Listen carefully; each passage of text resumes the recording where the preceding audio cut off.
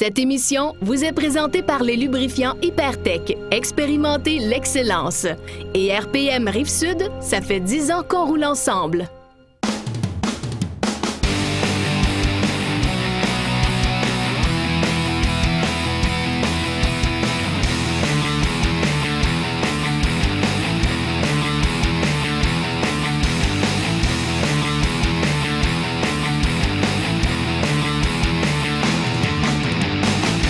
Salut à tous, Motocross Québec, un autre départ pour cette semaine. Malheureusement, Martin n'est pas avec moi aujourd'hui.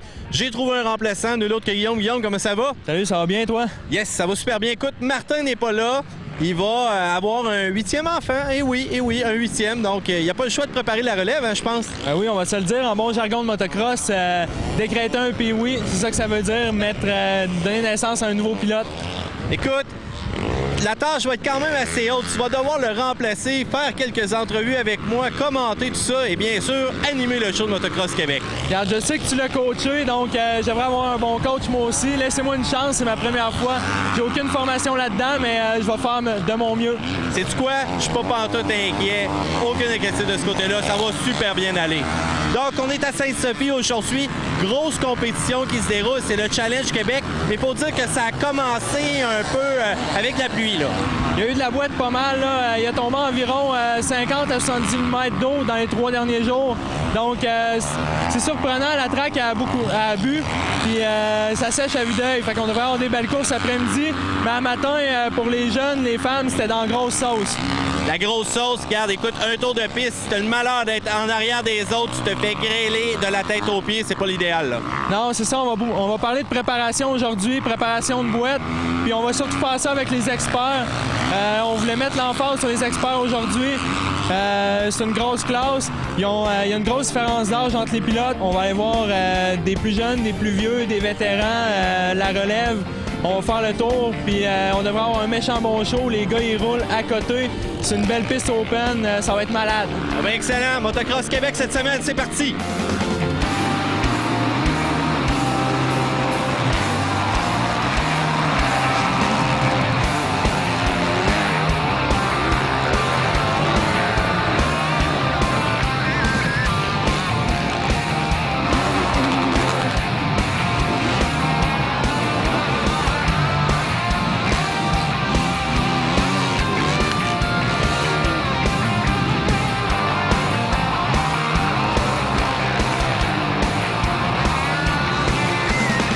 Je suis avec un expert du Challenge Québec qui a fait littéralement toutes les manches. Benoît, comment ça va? Ça va très bien.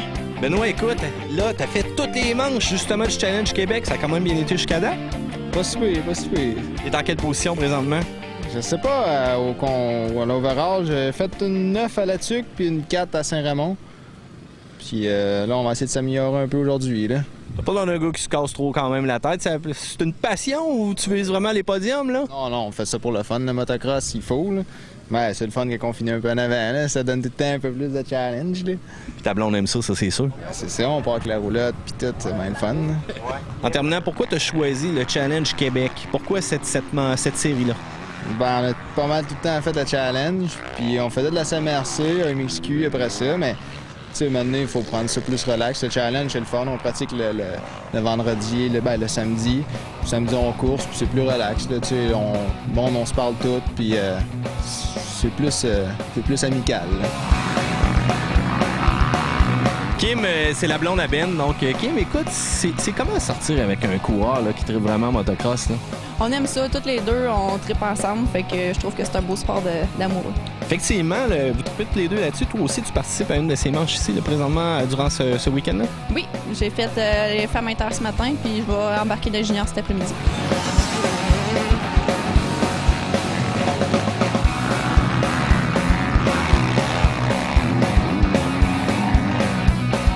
Je suis avec une étoile montante, Tommy Dallaire. Tommy, comment ça va? Ça va très bien. Écoute, t'es très jeune pour rouler en pro. Tantôt, petit poulet, il me pointe cette personne-là. Il dit, ah non, il dit, regarde, ça, c'est un pro. J'ai fait tabarouette un peu, là. Il est pas mal plus jeune que moi, ce gars-là, là.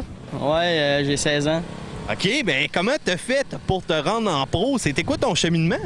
Ben, j'ai beaucoup pratiqué. J'étais allé en Floride 3 semaines cet hiver, ça a bien été. Puis dans le fond, j'ai monté, là. Mais t'as dû en rouler des pistes, là, vraiment, pour être rendu en pro, là, présentement? Ouais, ben là, ça fait maintenant 6 ans que je fais de la moto. Fait que, j'en ai fait beaucoup des pistes, j'ai pratiqué. Je pratique la semaine 2-3 fois. La fin de semaine, j'ai toujours des compétitions, alors ça l'aide beaucoup. Écoute, tu as été aussi le gagnant du Factory Ride de Yamaha. Si tu nous expliquais un petit peu c'est quoi ça? Mais ça, dans le fond, c'est lui qui fait plus de points en Yamaha dans une compétition. Fait que là, il gagne une moto de son choix avec 2500 $ de pièces. Écoute, ça t'aide sûrement durant une saison là, d'acquérir vraiment une moto puis toutes ces pièces-là aussi. Là. Oui, beaucoup. Mais dans le fond, ça, c'est la moto que j'ai gagnée de mon choix, une 450. Alors, ils m'ont passé une moto, fait que ça fait bien. Mais écoute, je pense que tu vas être en bonne position, je pense, pour scorer un petit peu aujourd'hui. Hier, ça a été difficile, cependant, la température était pas là pour t'aider dans tes pratiques. Ben, hier, je n'ai pas pratiqué, la track était pas ouverte. Alors, j'ai relaxé, mais là, aujourd'hui, il fait beau. Fait que ça va bien aller. Bon, mais je suis avec Rod le Dangereux, pilote expert du Challenge, alias Alexandre Rodier, ou le contraire si vous voulez. On va prendre ça bien sérieux. Pour commencer, toi, c'est quoi ta préparation pour les courses? Parce qu'on a vu que ton bicycle est déjà sale, puis t'as pas encore pratiqué. Qu'est-ce qui se passe? Ça, c'est une histoire que je suis venu pratiquer mardi. Puis je voulais repratiquer le lendemain, puis le bike était pas trop sale. Finalement, il est mouillé. Ça n'a jamais donné que j'ai pu le laver. Yes, à ce qui paraît, j'ai vu ça sur Facebook. Il a fait un petit tour dans le trou d'eau. Parle-moi, qu'est-ce qui s'est passé? Une petite niaiserie. C'est le double, le gros double. Dans le fond, j'ai déporté un petit peu vers l'extérieur. J'ai atterri dans le sable mou. Puis ça... Résultat, le fossé m'a eu. Le fossé t'as eu, mais t'as déporté un petit peu, mais on va dire, le double, là, il y a quasiment personne qui le fait, puis il faut dire que 140 pieds, tu sais, c'est pas rien. Fait que déporter un petit peu, t'as déporté à peu près combien de pieds? Hein? J'étais à un pied de tomber à côté. Puis, disons, j'étais chanceux, pareil, j'ai sauvé pour vrai à la main, je pense. Puis, je suis content du fossé. Mais t'es local hero, fait que je te souhaite bonne chance, puis tu devrais gagner celle-là. Merci beaucoup.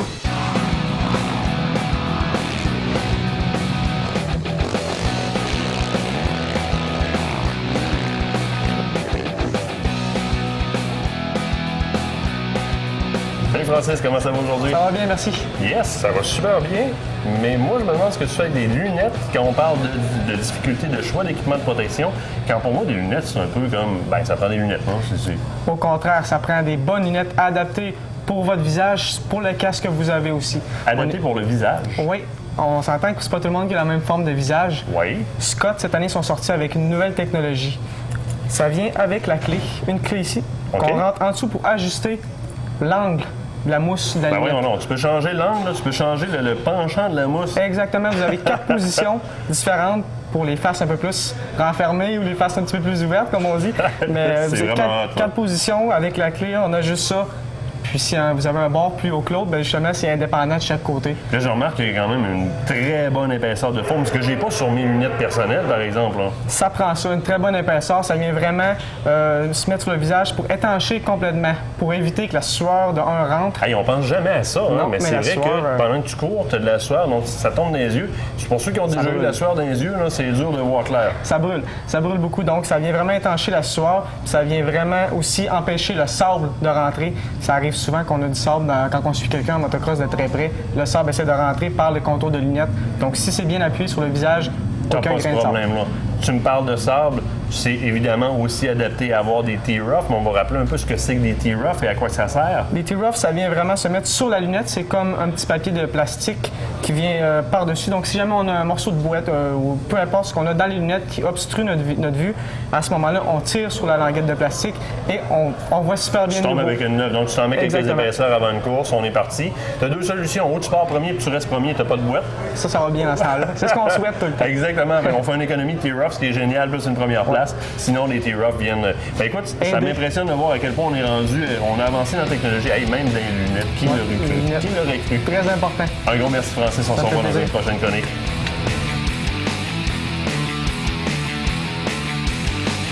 Ce volet vous a été présenté par RPM Rive-Sud. Ça fait 10 ans qu'on roule ensemble.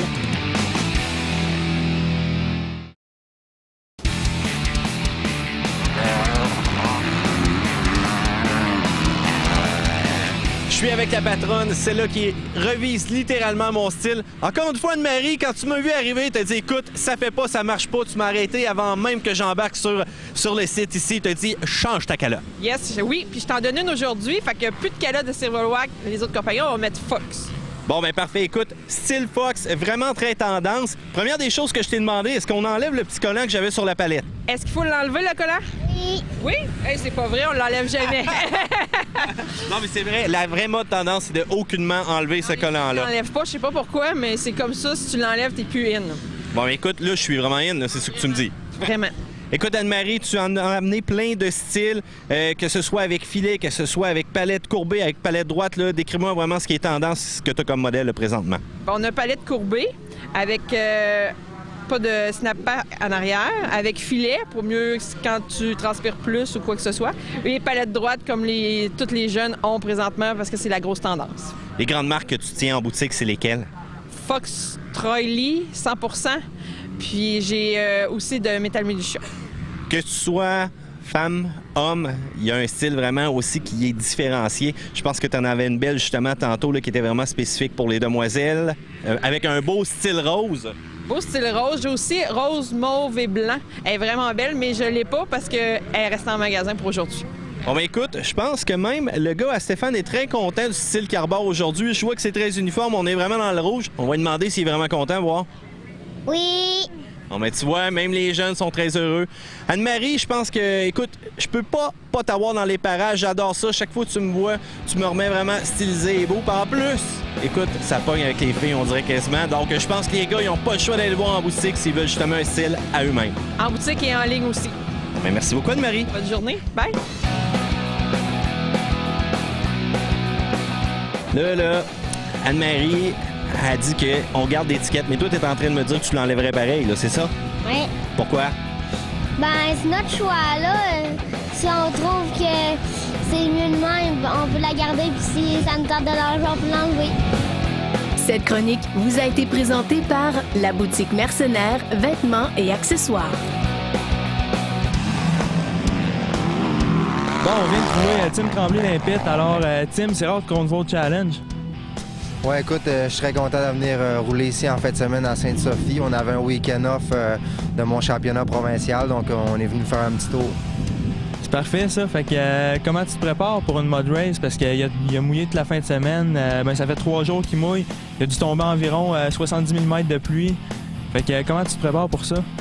Ben, c'est certain qu'aujourd'hui, il fait beau, donc les conditions sont pas mal plus faciles quand il ne mouille pas durant la même journée. Puis on fait quelques changements aussi à la moto. Il y a différentes sortes de pneus qu'on va mettre sur la moto. Puis des bonnes lunettes, des bons tear-off. Puis on espère avoir un bon départ pour pas avoir trop de projections de boue dans la figure. Ouais, j'ai regardé tes pneus tantôt avec un Sen 4 comme ça, ou peu importe le modèle, tu as besoin d'avoir des bons tear-off parce que sinon... ça va être dur de continuer ta course comme ça. Oui, c'est certain, comme on dit, c'est important d'avoir un bon départ pour pas avoir, dans le fond, le monde va te lancer de la boue dans tes lunettes. Fait que c'est important d'avoir des bonnes lunettes si on n'a pas un bon départ pour pouvoir enlever et avoir une bonne vision tout le long de la course.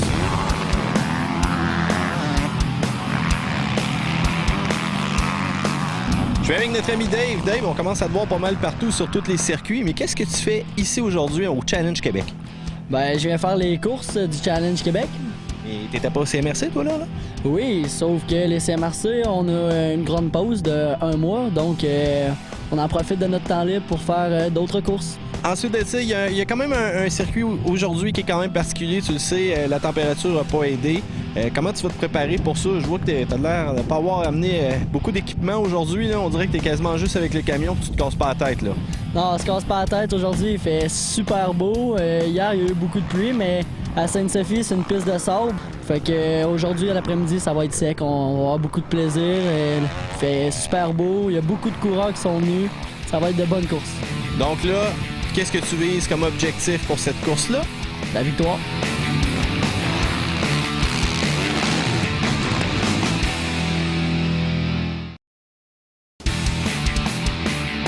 Salut tout le monde! Cette semaine, dans notre chronique mécanique Hypertech, on va parler des ajustements de valves. On a un élève qui connaît à peu près rien là-dedans, alors on va l'éduquer cette année, Martin. Hey Rico, j'en ai ma super! Salut! Ça, c'est pas une soupape, Martin. Non. C'est une bougie d'allumage. OK. Ouais. On part mal. Ben c'est bon, par exemple. Parce que si je réussis à te convertir en mécanicien 101, si on peut dire, ça veut dire que je vais avoir bien fait ma job. Ça, je pense pas que ça arrive, mais on va partir par une affaire. C'est quoi une soupape? Une soupape, c'est ça. Right, une petite trompette. C'est ça. Ce que ça fait, en fait, c'est que ça va permettre au mélange air-essence d'entrer dans le moteur. OK. Puis ça va permettre aussi de le laisser sortir un coup que ça va avoir brûlé. OK. Tout ça, c'est synchronisé par différentes pièces du moteur. On va le voir plus tard. Mais pour aujourd'hui, on va se concentrer vraiment sur les valves. Dans ce cas-ci, on a un petit moteur 120 cc à un arbre à cam. Encore là, un arbre à cam, on va voir plus tard c'est quoi. Right. Au moins, je le vois visuellement. C'est déjà ça. Un gros en fait, point. l'arbre à cam, en gros, là, pour commencer, si on veut commencer, c'est que c'est lui qui va dire à la valve quand ouvrir. C'est un système mécanique qui va le faire ouvrir et refermer. Quand vous envoyez votre moto chez un concessionnaire, souvent c'est un entretien qui est de base, faire ajuster les valves, ce que ça fait, c'est que ça va, on va mesurer la distance entre la valve et le poussoir pour être sûr que la valve ouvre à la bonne grandeur et au bon moment. Parce que c'est pas bon si c'est pas ça, là. Non, sinon ça fait un moteur qui va avoir de mauvaises performances. OK. Ça va faire un moteur aussi qui va s'user prématurément s'il y a trop un gros jour ou un gap, comme on dit en mécanique. Et mettons, là, on va dire ça de même, là, moi, là, qui connais rien, t'as l'air aimé ça dire ça. Comment je me rends compte, pendant que je conduis mon véhicule, qu'il y aurait potentiellement besoin d'un ajustement? Habituellement, c'est assez dur, à moins vraiment d'avoir un problème majeur d'ajustement. Là, c'est peu perceptible à l'oreille. Un mécanicien, lui, va peut-être s'en rendre compte, là, mais monsieur, madame, tout le monde, vous vous en rendrez pas compte. Ça fait comme partie des raisons pour lesquelles tu te rends périodiquement chez ton concessionnaire ou toi, tu le fais chez toi pour vérifier si tu as encore la bonne ouverture. Exactement. Si tu regardes dans ton manuel d'entretien, ils vont dire, par exemple, pour ton modèle Kawasaki 250 comme ça, ils vont dire, supposons, là, c'est pas les vraies heures, là, mais à tous les 20 heures, de faire l'ajustement des valves. Fait que là, t'es rendu, tu me dis, on mesure ça. Oui. On mesure ça, puis là, c'est quoi? Tu visses? C'est ça, on voit ici qu'il y a une petite vis. Oui. On dévisse la vis qui est une barrure, en fait. Puis ici, il y a un autre système. On va visser l'ajustement avec ce qu'on appelle un filler gauge ou une jauge d'écartement. Comme ils disent en français. Ça va être drôle, ces chroniques-là. Ouais. Puis c'est ça. Fait que selon les spécifications du manufacturier, on va faire ils vont mettre entre la valve et le poussoir le petite jauge d'espacement. Puis ils vont accoter ça pour que ce soit la bonne distance. Mais ça, puis on enlève ça. Tu me parles des spécifications du manufacturier, ça veut dire que dans mon manuel du propriétaire, je peux trouver la distance qu'il y a là? Habituellement, c'est pas tous les manufacturiers qui le disent. C'est pas un entretien que monsieur, madame, tout le monde vont faire. Souvent, ça va être plus en concession qu'eux vont avoir les données là, puis pour les réparations du moteur. Hey, merci Rico. Bien, merci à toi, Martin. La semaine prochaine, je vais refaire les lèvres encore. Parfait, ça. Ce volet technique vous a été présenté par les lubrifiants Hypertech. Expérimentez l'excellence.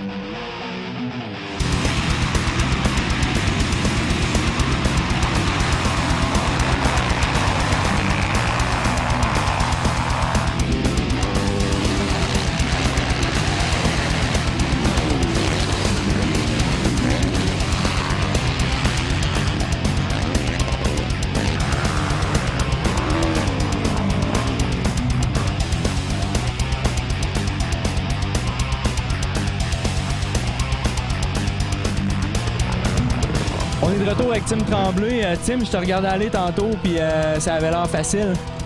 Ouais, écoute, j'ai eu un beau départ, passé proche à tomber le deuxième saut, mais après ça, ça m'a pris quelques tours à me remettre de mes esprits, mais après ça, ça a quand même bien été, là. Parlant du deuxième saut, qu'est-ce qui s'est passé? Moi, je t'ai vu, t'es parti de travers, t'as fait un gros whip, puis ça a fait mal se terminer, là. Ouais, je suis arrivé un peu agressif sur le saut, puis on appelle ça scrubber. C'est vraiment pencher la moto sur le saut pour essayer de lever le moins haut possible. Puis j'avais pas vu, il y avait un kicker sur le saut, puis j'ai vraiment parti par en avant. Puis j'avais le gaz au fond, puis j'ai atterri sur la roue d'en avant, puis ça a parti de tous les côtés. Puis t'es chanceux, j'ai pas tombé. J'ai réussi à me regrouper, puis après ça, à faire une belle course. Yes, c'est parfait. Puis question comme ça, là, pour tous les jeunes qui veulent commencer, qui veulent pousser leur sport un petit peu plus loin, qu'est-ce que tu peux leur dire qu'ils pourraient faire comme préparation pour se rendre où est-ce que tu es rendu maintenant? Moi, je dis que c'est vraiment important de rester tout le temps sérieux, s'entraîner fort, faire le plus moto possible, le plus que vous pouvez dans le fond la semaine ou la fin de semaine selon vos horaires d'école ou de travail ou peu importe. Puis toujours essayer d'avoir des cours un peu une fois ou deux par année avec des bons pros pour donner la bonne technique, pour savoir aussi la position sur la moto. Mais c'est important de regarder des vidéos, essayer de copier les pros, puis faire de la moto le plus possible.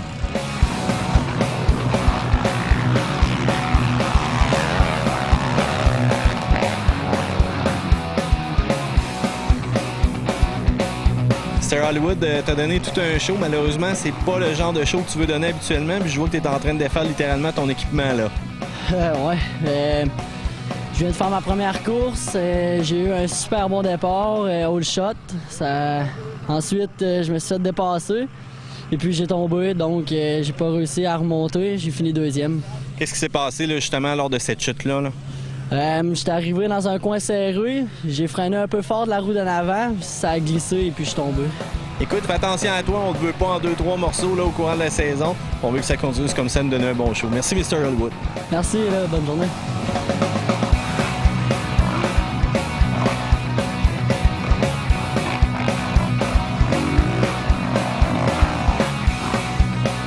Alors, je suis avec M. Payette, ça a quand même bien été, une 7e? Ouais, ça a quand même bien été, malgré la track très démolie. Qu'est-ce qu'elle avait de démoli à ce point-là? On voyait vraiment des sections cependant qui avaient un peu d'eau, de la boue. Après ça, c'était sec. Ouais, c'était quand même sec, mais c'était sloté, puis ça commençait à être défoncé, des gros breaking bombs.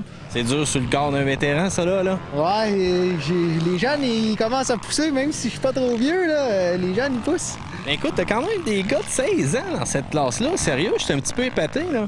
Ben, c'est ça qui arrive. Les jeunes, ils sont à l'âge, le meilleur âge, là. Les autres, ils font 4-5 classes, puis il n'y a pas de trouble.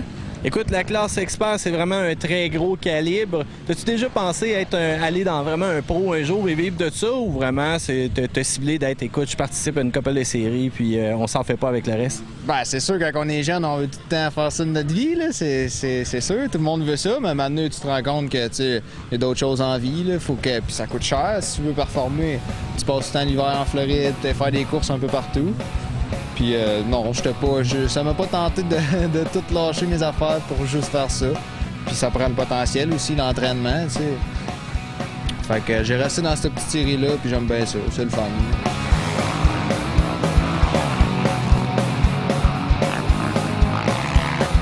Je suis avec Tommy après sa course. Tom, ça a quand même bien été? Ouais, ça a bien été. J'ai fini premier en inter et 7e en pro. Écoute, 7e en pro, malgré ton jeune âge, écoute, tu te mesures quand même à des gars qui ont plusieurs années d'expérience. Je trouve ça quand même pas si pire pour toi. Ouais, ça va bien, là. Écoute, tu as fait un grand cheminement pareil. Tu joues aussi dans 2 classes. Bien que, bon, on sait, le calibre, l'expérience, c'est une différence majeure. Est-ce que tu as des stratégies qui sont différentes pour ces 2 classes-là? Ben, pas vraiment, là. Les 2 classes, c'est différent, mais tu sais, les 2 classes, les personnes vont vraiment vite. C'est juste qu'en pro, c'est mieux d'avoir un meilleur départ, là, mais c'est pas mal la même chose. Écoute, c'est pas terminé pour toi. Il y a encore une grande saison qui s'en vient. Ça va être quoi, les courses là, qui s'en viennent, qui sont majeures, que tu marques, que tu vas avoir vraiment des bons temps à faire, là? Bien, cette année, je fais 6 nationales canadiens. Alors, c'est pas mal les courses les plus importantes dans ma saison. Du côté de Challenge Québec, c'est une course que tu apprécies? C'est une série que tu apprécies? Ouais, vraiment, c'est le fun, ça pratique. Bon, excellent. Écoute, bien content de voir que ton père s'occupe de ton bike. T'as plus rien à te soucier. C'est parti pour toi. On va te souhaiter une bonne saison et on espère te recroiser. Merci.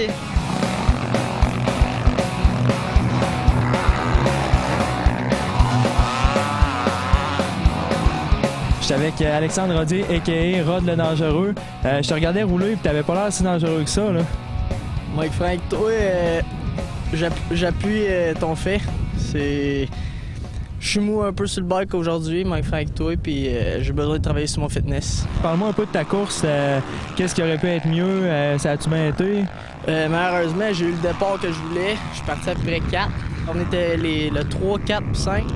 On bagarrait ensemble, puis malheureusement, je l'ai échappé dans le coin. J'ai droppé 5 positions quasiment. Après, à partir de là, je me suis comme découragé un peu, puis ça a fini là. Bon, ben reprends espoir, puis je te souhaite bonne chance tes prochaines courses. Merci beaucoup.